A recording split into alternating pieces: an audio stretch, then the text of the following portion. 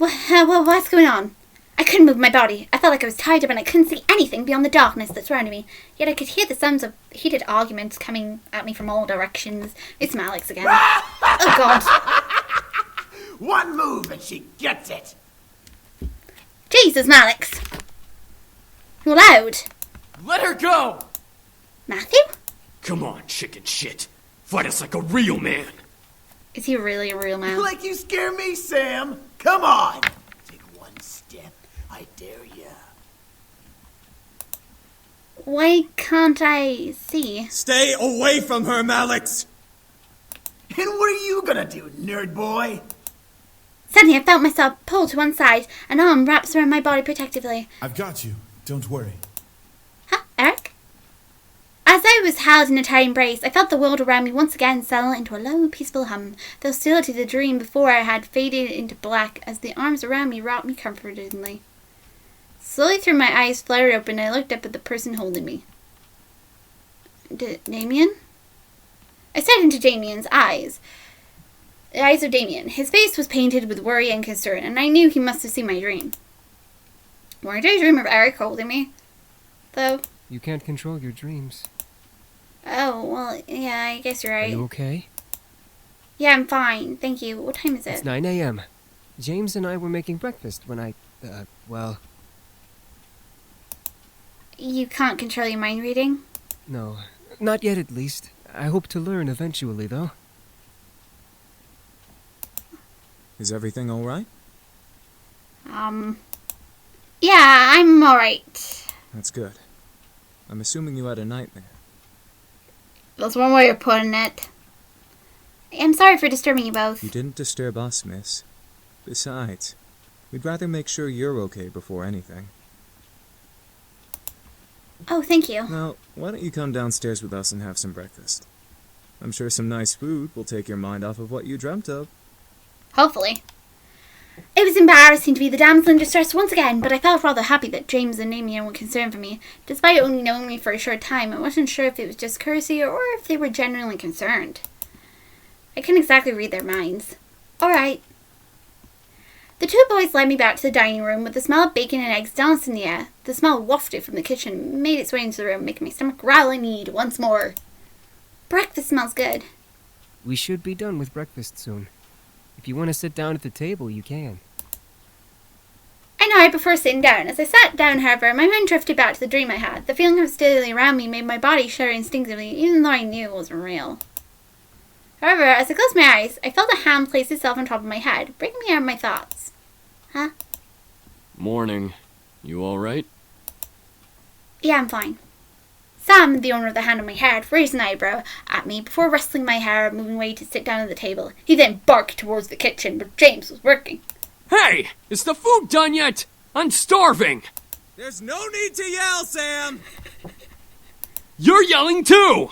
Don't argue with me!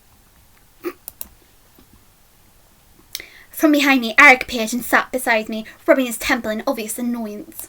Can we not yell this early in the morning? It's not like we're in the castle. Castle? For some reason, when I heard the word castle, I couldn't help but yell in surprise. These guys are at a castle. Sam looked at me and smirked at my reaction. Yeah, we have a castle back home. Our dining room's 10 times bigger than this room. Then wouldn't it be logical to not yell? Whatever. Soon James and Damien appeared, hands full of plates that carried bacon, eggs, toast, and waffles. They placed the plates down by each seat before sitting themselves. My favorite. Finally. Thank you for the breakfast. It looks amazing. It's our pleasure. All of a sudden, my phone once again interrupted me. Phone, shut up. Hello. Hey, good morning. Guess who's at your door right now? Oh, no. Right on cue, there was a knock from the lobby door. My heart stopped. Suzu and Naomi were here. I'll get it. No! My heart began to quit. My heart quickly began to pound in my chest. Matthew was in the lobby and he'd get to the door first. I instantly jumped out of my chair and rushed out of the dining room. As I passed through the archway between the dining room and the lobby, I saw Matthew reach his hand for the brass door handle, causing the world to go into slow motion. Matthew, don't! But before my words could reach his ears, Matthew had opened the door and revealed the surprised faces of Naomi and Suzu.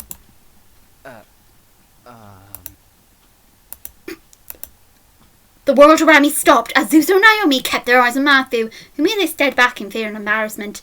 I could feel the air go from warm to freezing in a matter of seconds. Hi? I couldn't believe what was happening. How was I going to explain this? This week was already going bad enough. To make matters worse, I was frozen in place. Please, for God's sake, somebody do something other than just stand there. Who are you? Suzu, let me explain. What's going on here? Who's at the door, Matthew? Oh. Soon the other incubator arrived in the lobby with us. The situation was not getting pretty. I had to think fast. They're visitors? Then why did one of them open the door? Yeah, that doesn't make any sense. It was no use. There was no time to lie to them. I felt helpless. Then I felt a hand on my shoulder, and I felt the tension in my body almost fade away. I turned my head to see James smiling at me before stepping in front of me. We must apologize, ladies. We know this situation must be confusing for everyone. Let's take this to the dining room and we'll explain everything.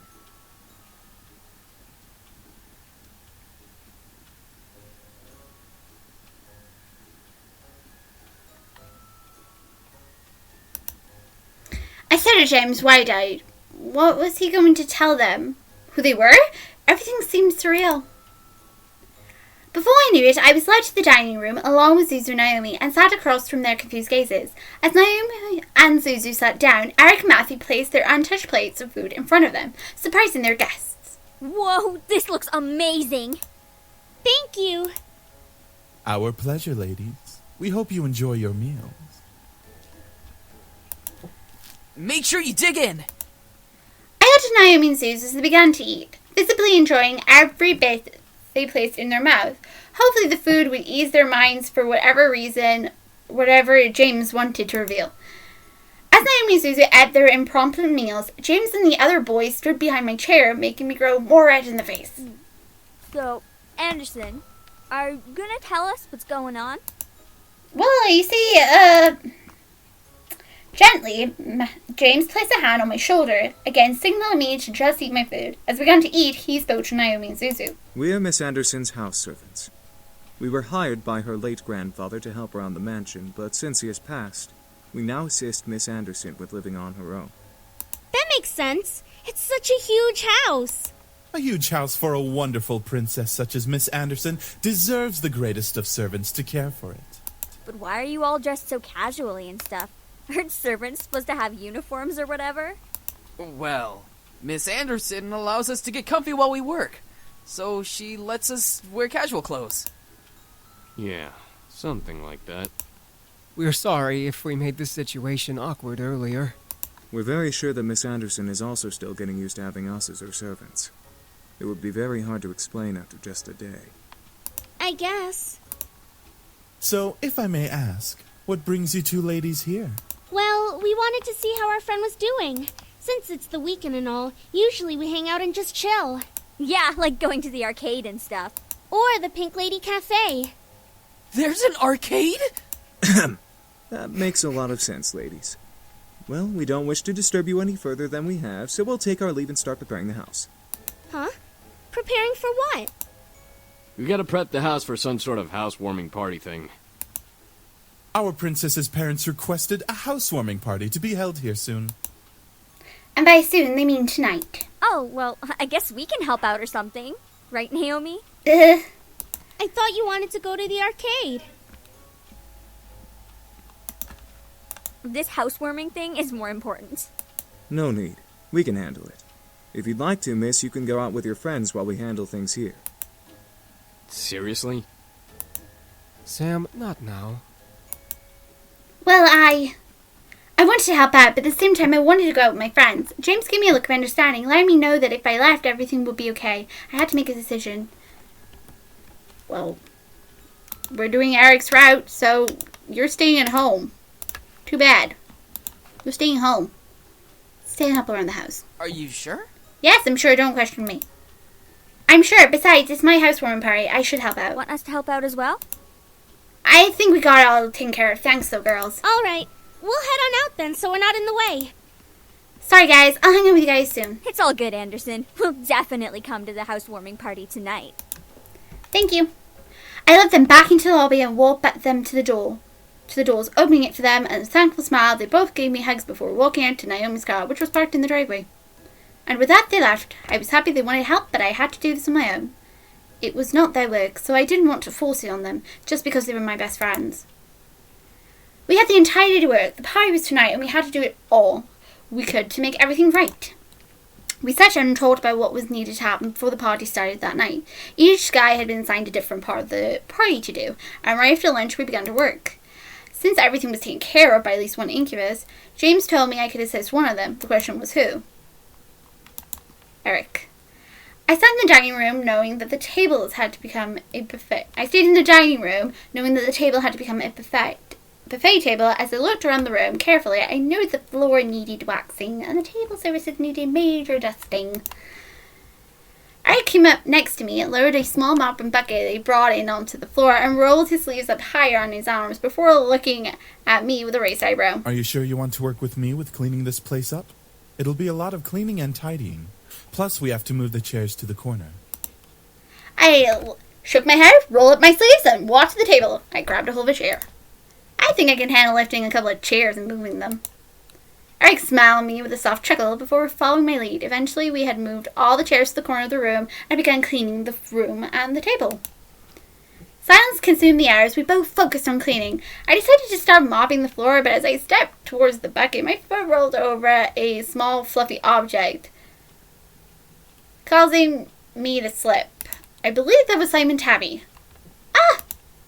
Before I hit the floor, however, I wound up in the arms of Erik, staring up at him in a Jones-like dip while gripping on his shirt. His face held pure concern as he held on and looked down at me. Are you all right, Princess? All I could do was nod as I stared at Erik. He was genuinely concerned. There was no flirtations, or a smirk on his face. It was cute to see a new side of him. Erik let out a small sigh in relief. That's a relief. You didn't twist your ankle, did you? No, I'm fine. Gently, I felt Erik's arms dip under my knees so that he could lift me up in bridal style. I gripped tighter onto his shirt before he sat me on the table and kneeled down to look at my feet. I'm really fine. Erik didn't speak as he gently looked over my ankle, lightly massaging them and testing for pain. I didn't feel any pain. I felt pleasure. I bit my lip as Erik gently massaged his fingers over my skin. I had a foot massage before, but Erik had amazing skill. Each touch and press sent a wave of pleasure running up my spine. I had to fight to hold back a moan. Erik's face, though, didn't shift to any mischief or seduction. It remained as concerned as ever. He was full of surprises. Eventually, he finished looking over my foot and smiled in relief. He slowly stood up and smiled his usual smile at me, with a small giggle. You were right, Princess. You were fine. Erik gently lifted me off the table and lowered me to the floor before placing a swift kiss on my forehead and continued his work. I stood there for a moment before slowly walking to the bucket and cleaning as well. My heart continued to pound as we both finished cleaning the room.